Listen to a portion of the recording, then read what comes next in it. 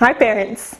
Hopefully over your time at Wild Street or St Matt's you've picked up that in Kids Church we follow along as closely as possible with the sermon series that you guys hear in Grown Up Church.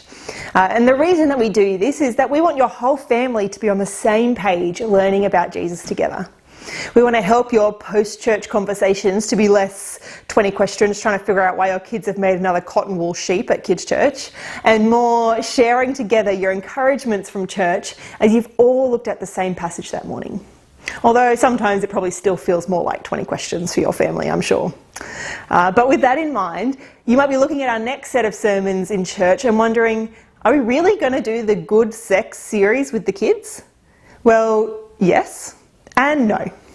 See, given the wide range of ages and stages of the kids in our church, we won't be talking explicitly about God's good design for sex in our kids' talks and in our other activities. Those are conversations that lie firmly within your realm of responsibility as parents.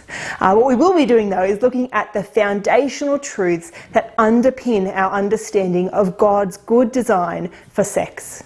We'll be answering questions like, who am I and how has God made me, and how can we make choices that glorify God now and as we grow up. And so instead of calling it Good Sex, our series with the kids is going to be called Growing Up for God. And so our hope and prayer is that this series will help to establish a firm, gospel-centred foundation for your family to then have these important conversations about sex, gender and identity with your kids. Our world today is not hesitant to present a really warped story about sex to our kids. And so we as Christians want to make sure we're grounding them now in the solid and more beautiful truths that the gospel has to offer. To help you do that, we've written some family studies that will help you to delve deeper into these foundational truths and provide a springboard for you to continue or maybe begin these important conversations with your kids. You can find those studies linked below. These family studies make reference to a series of books that I think are incredibly helpful for this.